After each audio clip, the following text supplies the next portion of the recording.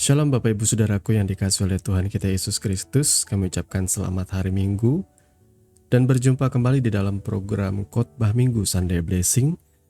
Bersama saya Billy Elia yang akan menyampaikan khotbah kebenaran firman Tuhan di hari Minggu yang penuh dengan sukacita ini, dengan harapan Bapak Ibu Saudara sekalian boleh bertumbuh di dalam iman, pengharapan dan kasih yang sejati oleh Yesus Kristus Tuhan kita yang sudah menebus dan menyelamatkan setiap kita.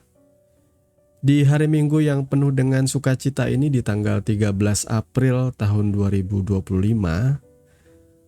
khotbah kebenaran firman Tuhan akan mengangkat judul 7 ayat Alkitab yang ampuh saat menghadapi krisis. Nah, sebagaimana judul kebenaran firman Tuhan ini, nanti saya akan mengajak saudara untuk merenungkan ada 7 ayat firman Tuhan, 7 ayat Alkitab yang bagi saya sangat powerful ya, sangat menguatkan saat kita menghadapi masa-masa krisis. Nah, masa krisis setiap orang itu tentunya berbeda-beda. Ada kasus-kasus tertentu yang sedang saudara hadapi, ada pergumulan, ada tekanan, ada ujian, ada cobaan, ada kehilangan, atau mungkin literally memang krisis dalam makna sebagaimana hari ini krisis itu selalu diartikan dengan masalah ekonomi, krisis finansial, krisis moneter. Dan harapan saya lewat renungan ini, kita sekalian boleh memiliki sudut pandang yang semakin luas, semakin dalam, semakin merendahkan hati di hadapan Tuhan, semakin menaruh pengharapan kita kepada Tuhan. Jadi ayat pertama yang mau kita baca dan renungkan bersama-sama dari 7 ayat Alkitab yang ampuh saat menghadapi krisis ialah 1 Petrus 5 ayat 6 sampai dengan ayat yang ke-7 yang berkata, "Karena itu rendahkanlah dirimu di bawah tangan Tuhan yang kuat, supaya kamu ditinggikannya pada waktunya. Serahkanlah segala kekhawatiranmu kepadanya, sebab Ia yang memelihara kamu." Bapak Ibu Saudara yang dikasihi oleh Tuhan kita Yesus Kristus, terus terang saya tidak mengerti dan saya juga tidak tahu apa pergumulan dan masalah yang saudara sedang hadapi. Seberat apakah itu juga saya tidak tahu, saudaraku ya. Karena jujur saya juga secara pribadi mumet menghadapi pergumulan dan masalah saya sendiri, saudara ya. Tapi Alkitab mengajarkan kita untuk menyerahkan segala keadaan kita kepada Tuhan. Firman Tuhan mengajarkan kita berserah kepada Yesus, berserah kepada Bapa, karena Ia mengasihi saudara. Di sini ada bagian kita. Yang pertama disebutkan, rendahkanlah dirimu di bawah tangan Tuhan yang kuat. Kenapa kita harus merendahkan diri? Karena memang seperti itulah caranya kita berhadapan dengan Tuhan. Tidak bisa dengan keangkuhan, tidak bisa dengan merasa kuat, tidak bisa karena merasa mapan punya jabatan. Datang kepada Tuhan harus dengan sikap hati. Bow down, berlutut, merendahkan hati. Aku tidak mampu melalui ini kalau tidak bersama Tuhan. Ini adalah sikap yang Tuhan nanti-nantikan dari saudara. Merendahkan hati juga bisa dikatakan sebagai bentuk di mana kita mengakui dosa pelanggaran kita. Ayat ini menarik kenapa saya tempatkan di awal, karena ini mengajarkan kita untuk humble, merendahkan hati, mengakui dosa pelanggaran, mengakui kelemahan, mencurahkan segala ketakutan, kecemasan. Kita mengakui kita ini manusia biasa yang tidak punya kekuatan apa-apa untuk bahkan keluar dari masalah kita. Kita perlu Tuhan. Kita perlu berharap dan bersandar hanya kepada Tuhan. Jadi ingat Bapak Ibu Saudara, langkah pertama atau ayat Alkitab yang pertama yang ampuh saat menghadapi krisis ialah rendahkanlah dirimu di bawah tangan Tuhan yang kuat, supaya Ia meninggikan engkau pada waktunya, dan serahkanlah kekhawatiranmu, sebab Ia yang memelihara kamu. Ayat yang kedua, Matius 6 ayat 33 yang berkata, Tetapi carilah dahulu kerajaan Allah dan kebenarannya, maka semuanya itu akan ditambahkan kepadamu.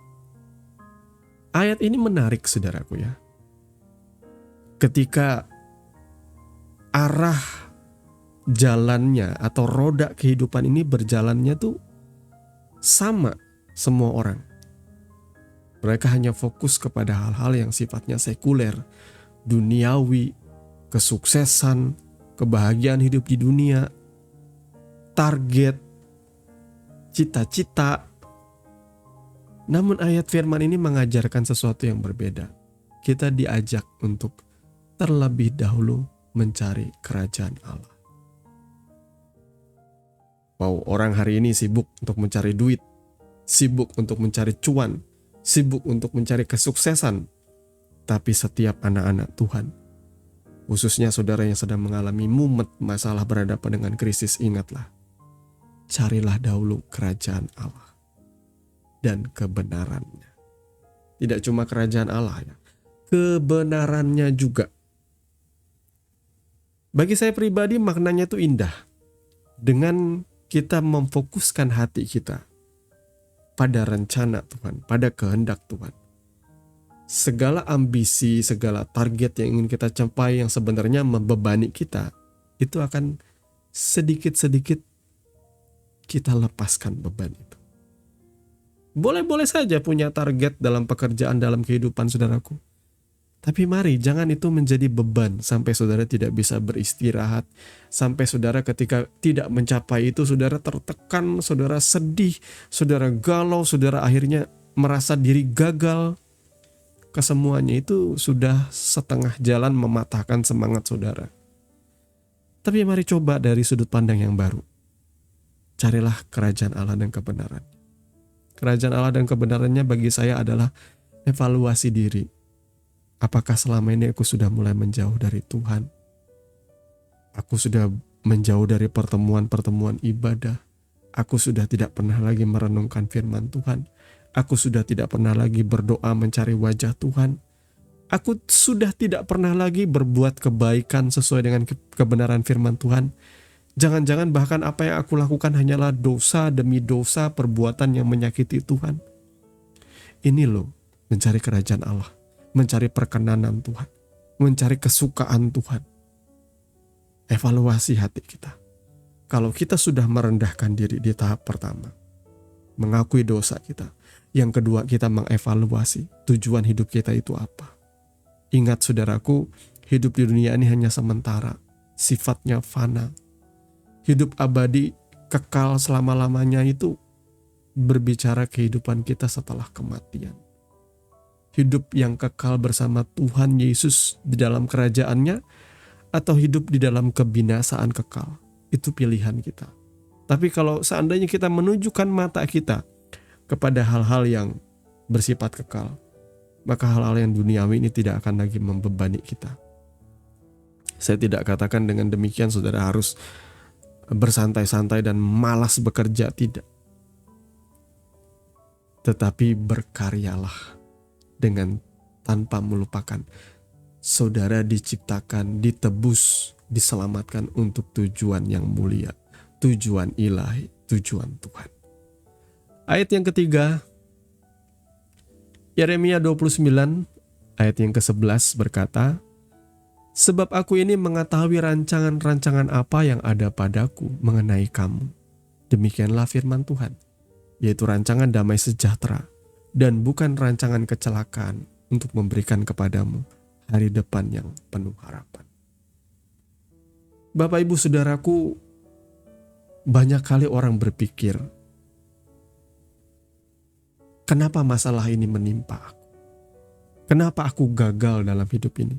Kenapa usahaku kok stagnan atau bahkan menuju kebangkrutan? Apakah Tuhan jahat? Dan manusia atau kita mulai mempersalahkan Tuhan. Jangan-jangan Tuhan tidak mengasihi aku. Jangan-jangan Tuhan merencanakan yang buruk akan aku.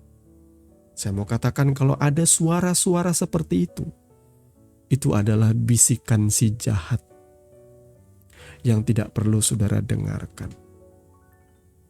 Hampir selalu, saya selalu juga merasakan Kalau saya mengalami pergumulan masalah, saya akan selalu teringat dengan pengajaran-pengajaran yang sumbang. Tuhan sedang menghukum engkau. Tuhan sedang memperlakukan engkau tidak baik karena engkau begini. Saya mulai memikirkan bahwa mungkin saja Tuhan ini jahat.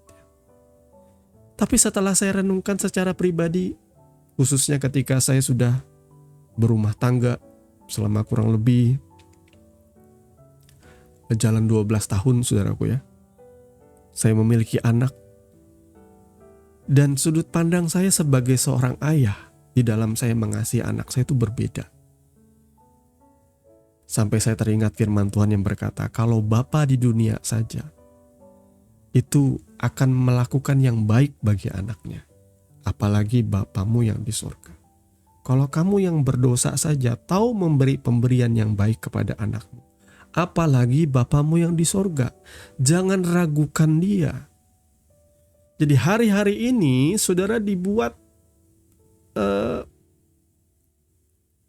curiga dengan Tuhan.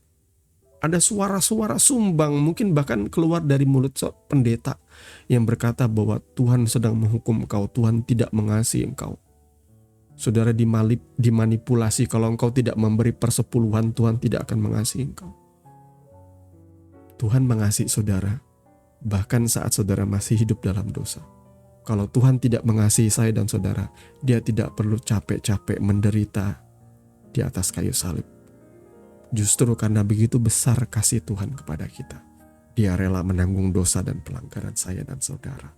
Oleh sebab itu jangan ragukan cinta kasih Tuhan. Rencana Tuhan itu indah. Tapi kenapa saya gagal? Evaluasi lagi. Ya, apakah saudara sudah melibatkan Tuhan di dalam rencanamu? Ingat firman Tuhan berkata, kita bisa saja berkata, aku mau pergi ke kota Anu, aku mau melakukan ini, itu, dan sebagainya. Tetapi engkau lupa melibatkan Tuhan. Hidupmu sama seperti uap. Saudara tidak pernah tahu apa yang akan terjadi kemudian. Tuhan memang memberikan kita hikmat. Tetapi Tuhan senang apabila anak-anaknya dengan kerendahan hati melibatkan Tuhan. Bagaimana caranya? Berdoa. Minta Tuhan tuntun. Minta Tuhan pimpin hikmat dan pengertian kita di dalam mengelola segala usaha pekerjaan kita.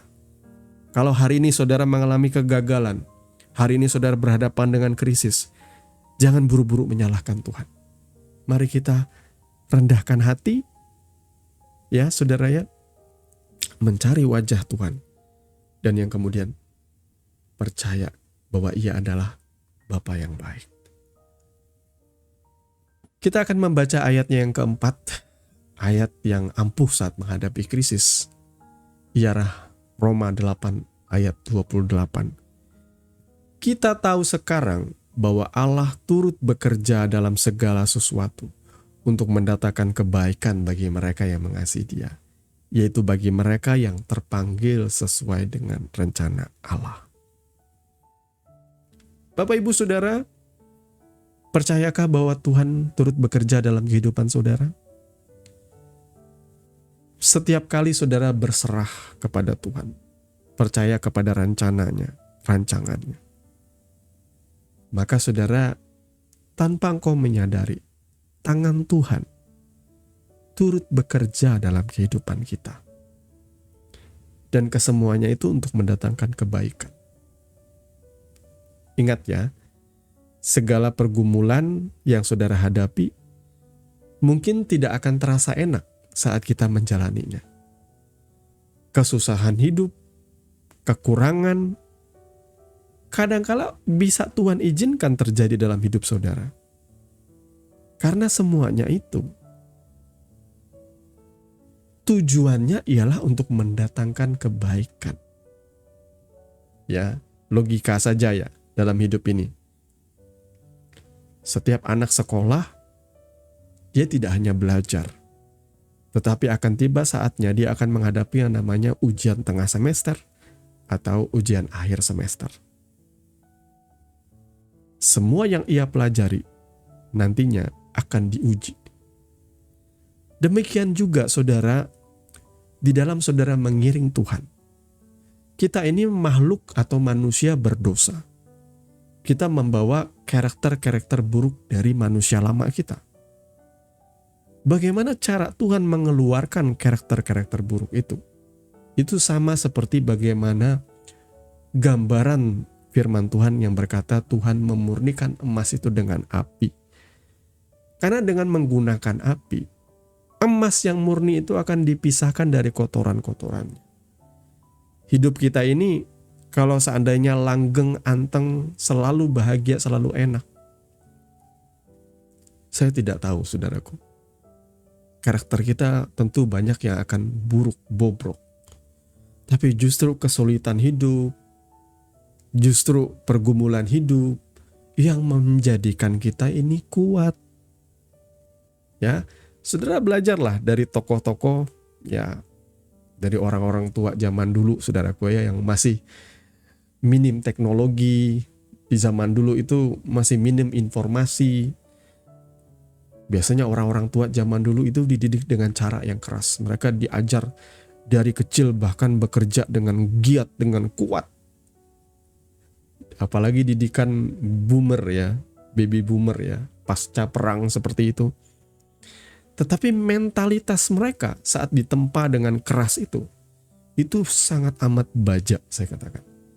Hari-hari ini, orang-orang yang dibentuk atau ditempa dengan kehidupan yang keras, khususnya mereka yang lahir dari keluarga miskin, tapi mereka survive bekerja, saya melihat mentalitas mereka jauh lebih kuat, jauh lebih siap. Ketimbang, saudara harus akui, ketimbang anak-anak manja yang dibesarkan dengan kekayaan, yang selalu terima enak-enaknya saja tanpa ada kesulitan, saudara akuilah. Mereka yang dibentuk dengan keras oleh kehidupan dengan mereka yang dibentuk dengan dimanja kekayaan, outputnya akan berbeda. Maka saudara yang mengalami pergumulan bersyukur. Saudara yang mengalami kesulitan bersyukur karena ini kesempatanmu. Engkau artinya tidak dipandang Tuhan atau tidak dimanjakan Tuhan. Engkau sedang dididik. Kalau salah Tuhan hajar, bagaimana Tuhan tegur. Kalau misalnya engkau manja, Tuhan akan didik, disiplinkan engkau. Ya, lihat, ada banyak orang yang kalau saat berhadapan dengan krisis atau masalah akan berang, marah-marah, mumet. Nah, ini aslinya saudara. Tetapi semuanya itu untuk saudara akui di hadapan Tuhan. Tuhan, aku mumet, Tuhan, aku tertekan. Nah, nanti dari situ, ini dari pengalaman pribadi saya ya, ketika saya mencurahkan isi hati saya kepada Tuhan, Tuhan akan biasanya menegur saya.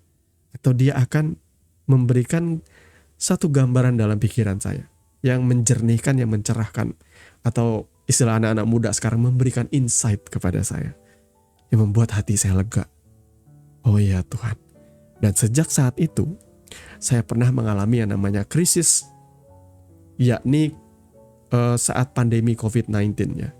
Usaha saya terdampak, saya betul-betul mengalami krisis. Sampai pada titik saya pernah jual kulkas dan jual mesin produksi saya untuk usaha saya.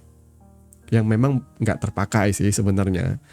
Tapi kalau sampai ngejual-jual itu kan berarti sudah pada titik krisis parah gitu ya. Cuma yang saya tertarik di sini, Tuhan sedang mengajarkan respon saya terhadap krisis itu seperti apa. Apakah saya menyalahkan Tuhan? Apakah saya meragukan Tuhan? Karena itu hal yang lumrah. Apakah saya akan tertekan? Saya mengambil sikap gimana? Saya merendahkan hati di hadapan Tuhan. Sesuai dengan langkah-langkah yang sudah kita baca. Ayat yang pertama tadi dan seterusnya. Saya merendahkan diri. Walaupun saya tidak merasa saya ada dosa atau apa. Tapi saya merendahkan diri. Saya mencari wajah Tuhan dengan sungguh-sungguh. Lalu kemudian dia berbicara kepada saya. Karena memang tujuan Tuhan itu cuma ini.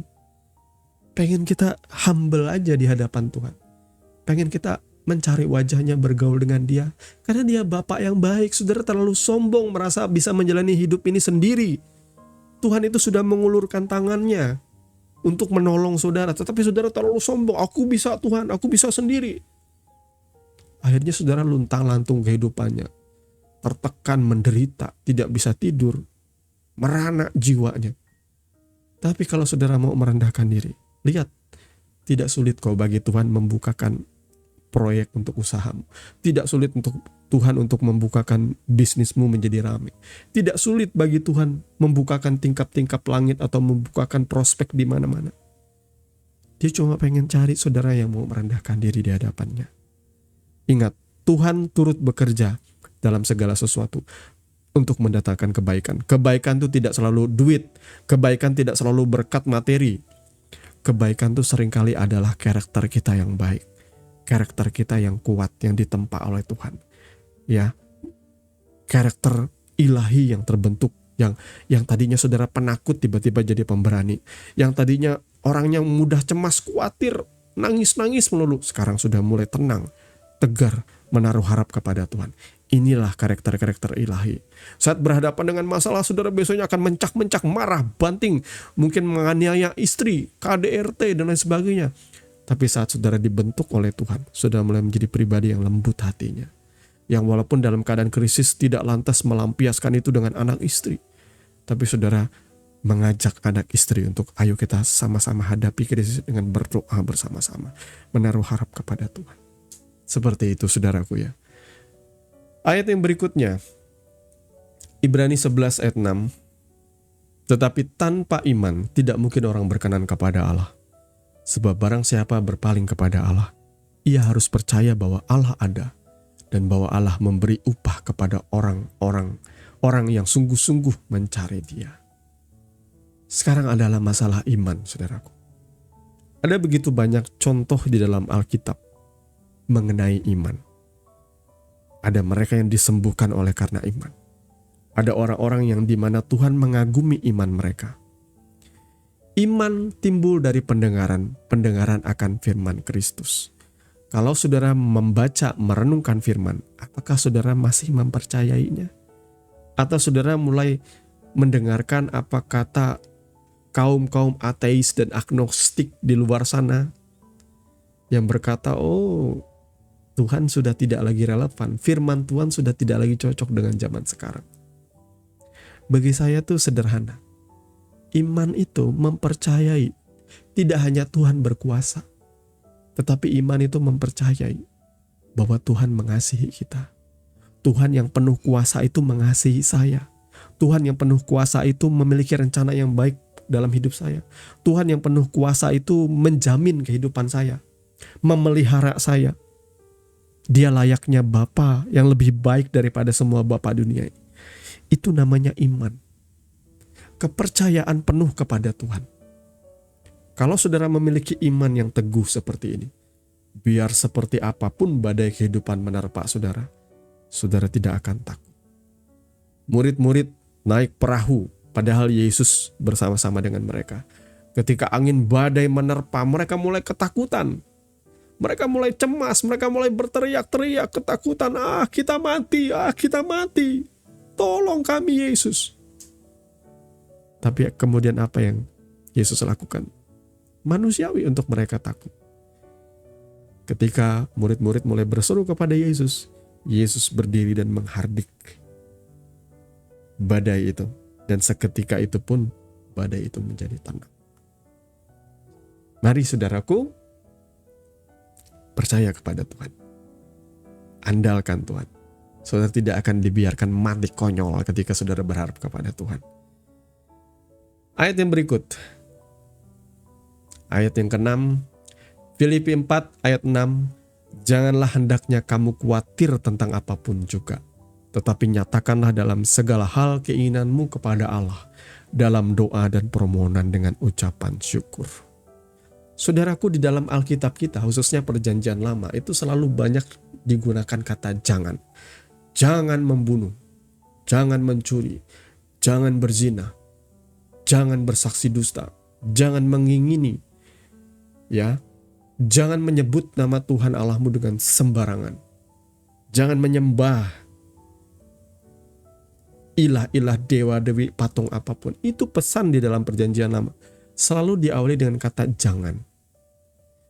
Nah, hari ini dalam Perjanjian Baru, kita mengenal kata jangan hendaknya kamu khawatir. Jadi bagi saya, kekhawatiran itu hampir setara dengan dosa. Ya, kekhawatiran itu bagi saya memadamkan iman. Kekhawatiran itu mematahkan semangat. Kekhawatiran itu sebenarnya sederhananya mempercayai masalah kita lebih besar daripada Tuhan. Lumrah untuk kita menjadi khawatir. Tetapi perintah Tuhan di sini, janganlah hendaknya kamu khawatir, saudaraku. Lalu kita diajak, bagaimana caranya? Nyatakanlah dalam segala hal keinginanmu kepada Allah dalam doa dan permohonan dengan ucapan syukur. Jadi kalau saudara khawatir, jangan diam. Kalau saudara khawatir, cari wajah Tuhan dan utarakan. Baik itu kecemasanmu, kekhawatiranmu, termasuk keinginanmu kepada Allah dalam doa dan permohonan dengan ucapan syukur. Ini sudah sangat jelas sekali. Saya bahkan tidak perlu istilahnya tuh membreakdownnya lagi, mengupasnya dengan lebih jauh. Sudah jelas. Kalau saya khawatir, maka saya harus datang di dalam doa, dalam permohonan. Saya mencurahkan isi hati saya kepada Tuhan. Sambil setelah itu mengucap syukur. Karena ucapan syukur itu adalah bukti atau tanda kita percaya Tuhan sudah mendengarkan seru doa kita. Saya cuma mau katakan, saya tidak ingin berbahasa basi dalam hal ini, saudaraku ya. Kalau saudara khawatir, saudara harus mengalami ini, apa yang saya alami. Saya tidak katakan saya role model, tetapi ya namanya khotbah ya harus biasanya disertai dengan kesaksian. Saya bersaksi secara pribadi saat saya khawatir. Karena saya seorang manusia biasa, lumrah saya khawatir. Khususnya misalnya di awal tahun. Awal tahun bagi bisnis atau usaha saya, awal tahun itu adalah masa-masa suram. Karena di awal tahun biasanya orderan akan sangat sepi. Bahkan kadangkala hampir tidak ada orderan. Dan saat-saat seperti ini, saya biasanya akan khawatir. Karena jelas itu tidak akan mencukupkan kebutuhan saya. Boro-boro saya investasikan, saya tabung. Kadang-kadang minus, saudaraku ya. Saya harus menarik dari tabungan. Tapi menarik dari tabungan pun adalah hikmat Tuhan, sama seperti Yusuf. Di masa saudara subur, di masa saudara berkelimpahan, tabung, simpan keuanganmu supaya di masa di mana saudara mengalami kekeringan, keuangan saudara siap untuk menutupi minus-minus itu, saudaraku ya. Tapi saya jujur, saya khawatir. Saya berdoa. Saya ingat firman Tuhan, saya tidak pernah langsung curhat kepada orang atau nyari tempat pinjaman. Saya biasanya akan berdoa, mencari wajah Tuhan, mencurahkan isi hati saya kepada Tuhan, sambil percaya kepada Tuhan. Dan ketika saya sangat amat tertekan dalam kekhawatiran, saya semakin akan merendahkan diri saya di hadapan Tuhan. Kadangkala dalam ketakutan itu, saya tidak sungkan-sungkan dan tidak malu-malu mencurahkan isi hati saya sambil berurai air mata. Karena saya jujur, saya takut. Nah saudara, saya mau tanya, kalau saudara adalah seorang ayah, kalau ada anakmu khawatir, takut sampai berurai air mata, bagaimana respon saudara? Saudaraku, itu kena banget kalau seandainya ada anak saya nangis di hadapan saya, mencurahkan isi hatinya, kecemasan, ketakutannya, sayangnya saya itu akan semakin besar dengan dia. Walaupun saya sebenarnya sayang sama dia, tapi saya ingin menyelamatkan dan menolong dia. Keinginan itu jauh lebih kuat daripada sebelumnya. Itu yang Tuhan mau lihat dari anak-anaknya. Kerendahan hatimu untuk mencari wajahnya.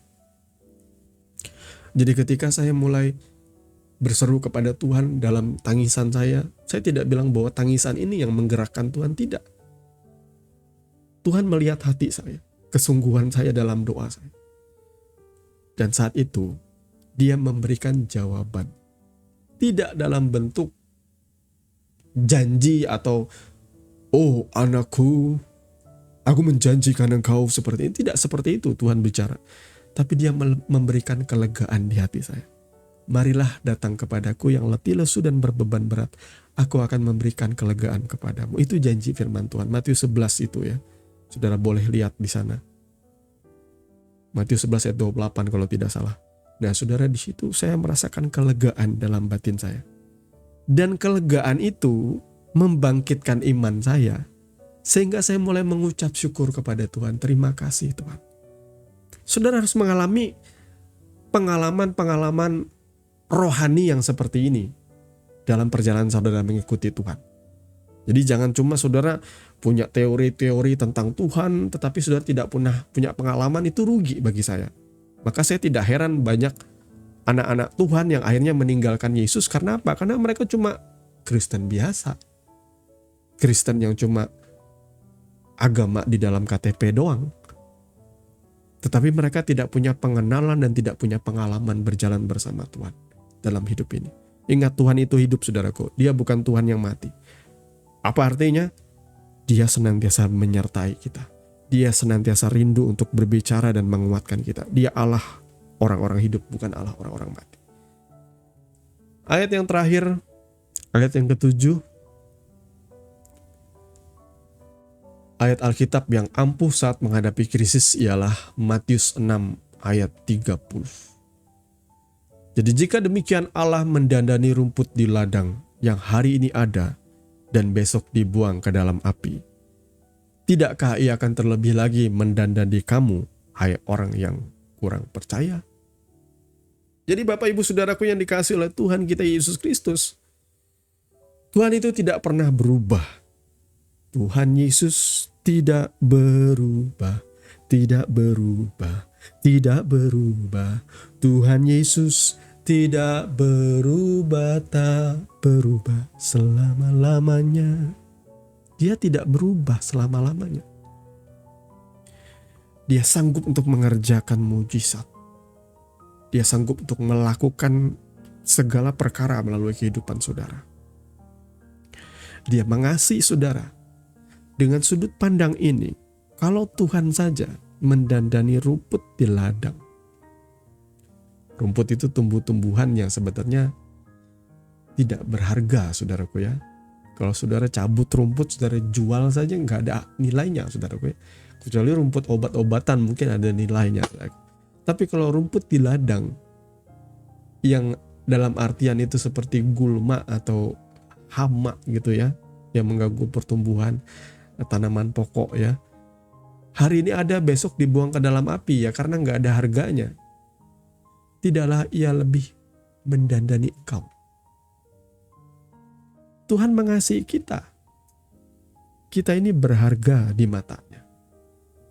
Saudara, sekali lagi, ada sudut pandang di mana saudara harus melihat, tapi ini jangan terlalu besar juga sih ya. Anggapan bahwa kita ini berharga di mata Tuhan. Karena engkau berharga dan mulia, dan aku ini Allah. Maka Tuhan memberikan anak manusia sebagai ganti nyawa kita. yakni ketika Ia menyerahkan Yesus Kristus. Kalau saudara sedang menghadapi masa krisis finansial, ingatlah Rasul Paulus juga pernah mengalami masa sulit. Di sini akan keluar dari cara pandang kita yang salah ya. Kita selalu berpikir bahwa rohaniwan, orang-orang belajar Alkitab hidupnya itu anteng, mulus-mulus saja. Mereka belajar Alkitab ya supaya tidak ada masalah. Enggak, semua orang menghadapi masalah. Ya, rasul-rasul Yesus Kristus itu menghadapi pergumulan masalah, bahkan akhir hidup mereka kebanyakan mereka mati dalam keadaan yang tragis, menyedihkan. Sebagai bagian dari semangat mereka. Kalau Yesus saja mati di atas kayu salib, aku tidak layak mati dalam keadaan normal, kata mereka. Mereka merasa bahwa kemuliaan mati sebagai martir itu ya, asal jangan mati dalam konsep mati bom bunuh diri. Saudara gue, itu sudah salah. Menghilangkan nyawa orang itu sudah bertentangan dengan iman Kristen yang berpusat pada kasih kepada Tuhan dan sesama. Tetapi martir di sini ialah memberitakan Injil. Ya, memberitakan Injil, yakni Injil itu apa sih?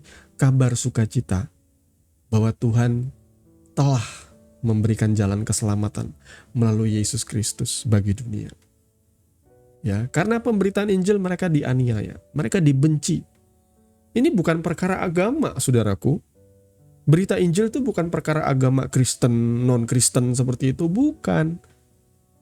Kalau saudara mau merunut kembali Alkitab saudara dari perjanjian lama ke perjanjian baru, maka masalah pokok dalam kehidupan manusia itu adalah dua pohon di taman itu yang berbicara dua keturunan.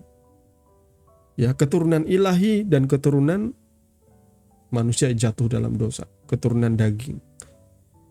Jadi pertempuran di dunia ini hanya ada dua keturunan ini. Orang-orang yang mengikuti kehendak roh dan orang-orang yang mengikuti keinginan dunia ini atau keinginan daging. Cuma dua ini aja nantinya. Agama itu nggak ada, saudaraku, nggak penting. Ya, umat Tuhan yang namanya Abraham itu nggak ada agamanya. Dia ikut Tuhan aja. Tidak ada agamanya. Agama Yahudi tidak ada agama Yahudi. Saudaraku ya. Orang Yahudi merasa eksklusif karena mereka adalah keturunan Yahudi. Bukan karena agama Yahudi, enggak. Pada akhirnya, bahkan orang Kristen sekalipun, bahkan hamba Tuhan sekalipun, itu bisa dilihat dari buahnya. Apakah engkau pengikut Kristus yang sejati atau engkau adalah hamba dari dosa, itu akan kelihatan kok di ending hidupnya. Akan kelihatan dari buah kehidupannya. Ya, ada orang yang terlihat soleh, saleh seperti itu kalau dalam bahasa Indonesia, saleh. Kelihatannya begitu rohani. Kelihatannya begitu mencintai Tuhan. Tapi ternyata duniawi juga di balik semua itu. Dia melakukan pelecehan seksual. Dia melakukan kekerasan rumah tangga. Akhirnya, bukan soal apa yang kelihatan agamawi yang menyelamatkan kita. Tetapi buah kita mengikuti Kristus. Buah itu yang akan menunjukkan bahwa engkau melekat pada pokok anggur atau tidak. Kalau ranting itu tidak menghasilkan buah, berarti ya tidak melekat pada pokok anggur. Dari buahnya lah kamu dikenal. Saudara ya. Bapak ibu saudaraku yang dikasih oleh Tuhan kita Yesus Kristus, setelah saudara bersama-sama dengan saya membaca dan merenungkan ketujuh ayat firman Tuhan tadi, bagaimana? Apa yang saudara rasakan?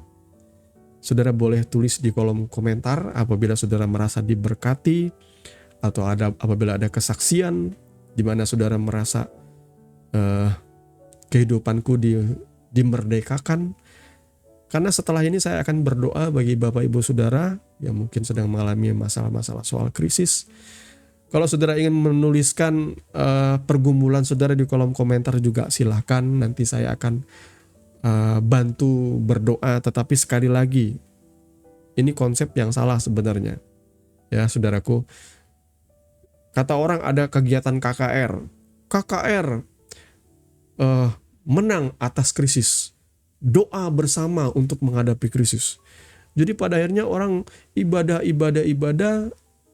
khotbahnya nggak nyambung, tapi kemudian puncaknya katanya doanya ditumpang tangan biar keluar dari krisis. Bagi saya itu bukan solusi.